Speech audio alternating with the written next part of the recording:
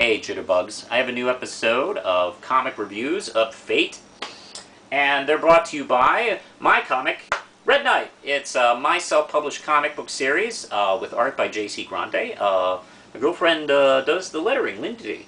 And this is issue 4, it's still out. Actually, all 4 issues are available right now on my Etsy shop at etsy.com. You can check out the link below. And issue 5 is about to come out in September 26th. Now, also speaking of Lindsay, she is doing an IndieGoGo. It's only got a few more days left. What, 5 days? 5 days. 5 days. Check out the link below, please. And if you can donate to her cause, do so. If you can't, at least share the link to someone who might like it. Anyway, let's do some comic reviews, shall we? Now, Mark Waid and, let's see, Cristelli doing Rocketeer, Cargo of Doom. Yes, Cargo of Doom! And this isn't one of their regular adventures issues where it has a bunch of little tiny stories and blah blah blah, and they don't, really connect. This is actually a miniseries, so cool. We're gonna get 5-part, 4-part miniseries or something like that. I don't care. It takes place in 1940, and let's see, Sally, Peavy's niece, is being attacked in a plane by this lecherous piece of crap inspector who just wanted to get them into the plane so he could take take of her. What is she, like 12? How gross. Anyway, their struggle, she struggles back, and it causes the planes, well actually it causes a parachute to be knocked out and hits a propeller, therefore they're gonna die. So the Rocketeer jumps out and saves the day. Without being told exactly what had happened, because he's, said, hey, if you tell anybody, this is the 40s, if you tell anybody, you'll get in trouble too. Really did get along really well back then. They, that worked out a lot for a lot of disgusting perverts. But anyway, of course, he has some kind of power here, so it's like, you better, do it so I can, give you a good inspection. Anyway, meanwhile, a ship is coming into town, and it has a cargo of doom! There's something really terrible, really horrible. Matter of fact, it's actually, I think, alive, and ate one of these henchmen's hands off when he got a little too close. Now, one of these guys, one of the villains here, is named Guffman, and apparently something happened to this guy that really affected his mind. Matter of fact, after that guy gets his hands eaten off, he tells him to be careful, and then he stabs him to death. I guess not to tell anybody about the monster that they're holding or whatever. Anyway, we get more of the inspector. By the way, he gets beaten up here, and the villains are getting closer.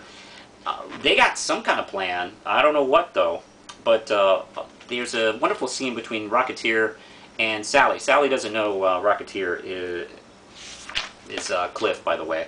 So he does kind of find out what's going on, and he, he's such a nice guy. He's trying to put things together for. Now that him and Betty have gotten some time alone together, something's spying on them. Who knows what? I don't know. Anyway, Rocketeer, Cargo of Doom. I love it. 5 RAM chips. Now let's go over to Ninja Turtles. This is issue 13.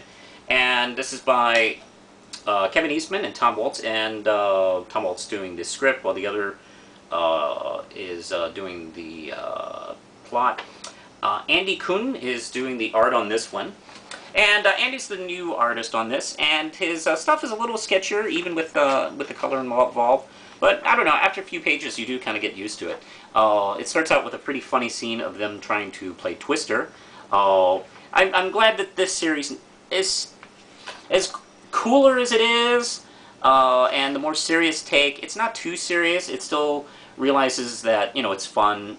Well, I mean, come on, you have fucking turtles, as ninjas. I mean, you can't take that too serious into a direction. Even if some of the stakes are high. Like, for instance, Shredder is testing his granddaughter, and he's still like telling her, you know, you're a total mess up. You're disappointing me constantly. Oh, and he kind of puts her to the test, you know, by himself, and kicks her ass pretty quickly.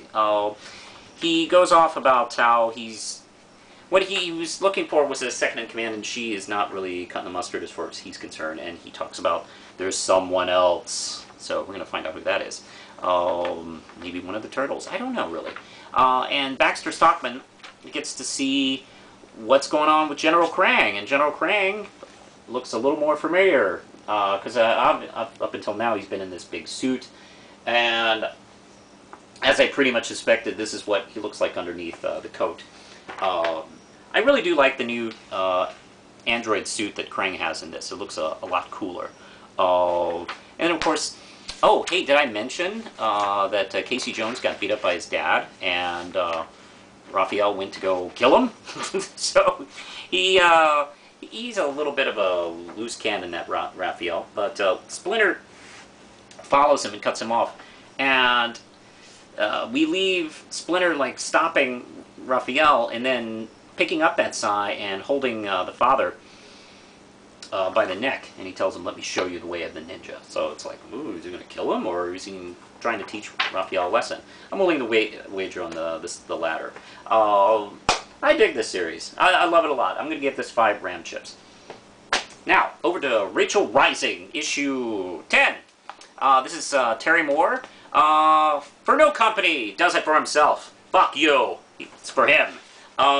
Anyway, Rachel Rising is the horror series about these women who are coming back to life, and they don't know what the hell that's about, in this small town. And not too much happens, except big things happen at the end with Rachel trying to find out really what's going on, and it leads her to this field where she meets the first woman, Lilith, and she tells her about the horrors that occurred in this small town. I don't really get too specific here, but they're really terrible, actually.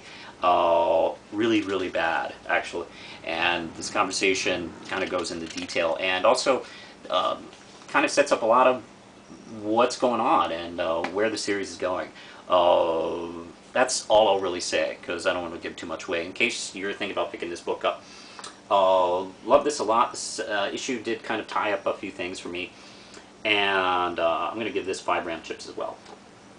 Now, let's go over to some Marvel, shall we? This is Daredevil Annual 1, and this is by Alan Davis, and he is the writer and penciler. This is the Clandestine, a crossover, apparently, Tourist in Hell. And here's the thing, I didn't know anything about this this issue. I just know Alan Davis was doing it. I love his artwork, and it's beautiful, actually. Every page is like rendered in perfect, you know, I love classic comic book style, and he does it extremely well. There's even some, like, you know, references to his past. He's trying to hunt down this weird killer that's going across the city, and he's trying to follow it, and nothing's really making sense to him. And apparently it's kind of a robot or something like that. And there's this homeless guy who seems to know more than he should. Then, of course, we meet these weird characters from the Clandestine book, which I've never heard of, or, well, I've heard of it, but I've never read it. Here's the problem, though. I didn't know before picking this up that this is part 2 in a 3-part story that they're doing in 3 different annuals. Fantastic Four, Daredevil, and Wolverine. Yeah, I didn't know about that. I didn't know about that until the ad in the back of the comic. It doesn't say anything on the cover, nor does it...